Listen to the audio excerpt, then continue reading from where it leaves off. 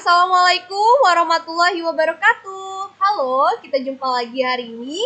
Hari ini kita akan belajar materi tentang jaringan tumbuhan. Sebelumnya, kalian sudah belajar tentang sel ya. Apa itu sel? Sel merupakan bagian terkecil yang menyusun tubuh makhluk hidup.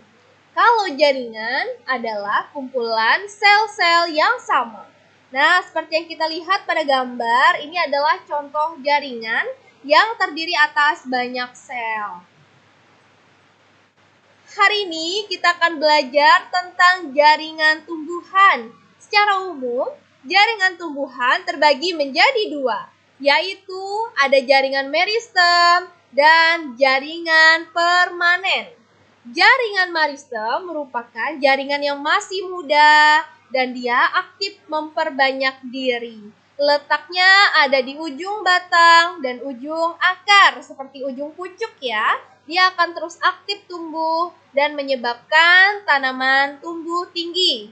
Kemudian, kalau jaringan permanen, itu jaringan yang sudah dewasa, jaringan yang sudah tidak aktif memperbanyak diri lagi.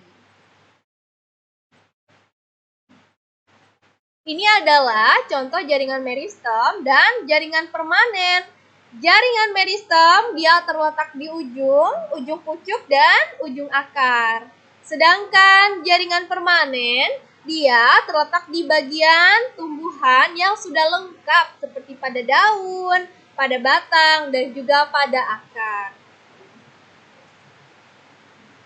Baik, untuk jaringan permanen secara umum terbagi menjadi 4. Ada jaringan pelindung, jaringan parenkim, dan jaringan penguat, juga jaringan pengangkut. Untuk jaringan pelindung, dia berfungsi untuk melindungi tumbuhan seperti pada kulit batang dan juga pada permukaan daun yang disebut epidermis. Kemudian ada jaringan parenkim. Jaringan parenkim itu yang jumlahnya paling banyak di dalam tubuh tumbuhan. Yang ketiga, ada jaringan penguat untuk menguatkan tumbuhan agar dapat berdiri tegak. Seperti misalnya pada batok kelapa, kemudian pada batang dia memiliki struktur serat yang kuat sehingga batang bisa tumbuh kokoh. Selanjutnya yang keempat ada jaringan pengangkut. Dia berfungsi untuk membawa air dan nutrisi ke seluruh tubuh tumbuhan. Dia terdiri atas jaringan xilem dan juga fluem. Kalau xilem dia berfungsi untuk membawa air dan fluem untuk membawa hasil fotosintesis. Ini adalah contoh jaringan permanen. Ada jaringan epidermis atau pelindung, jaringan dasar, bentuk selnya besar, dan jaringan penguat atau penyokong, juga jaringan pengangkut.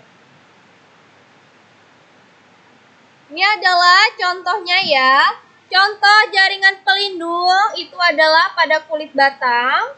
Contoh jaringan penguat pada batok kelapa yang bentuknya keras.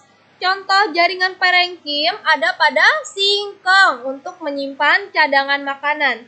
Kemudian untuk jaringan pengangkut itu contohnya seperti pada wortel ini. Dia seperti pipa ya bentuknya untuk membawa air dan nutrisi. Baik, demikian yang dapat Ibu sampaikan. Semoga dapat dipahami ya. Apabila ada pertanyaan, silakan cantumkan di kolom komentar atau boleh tanyakan langsung melalui Telegram. Terima kasih. Wassalamualaikum warahmatullahi wabarakatuh.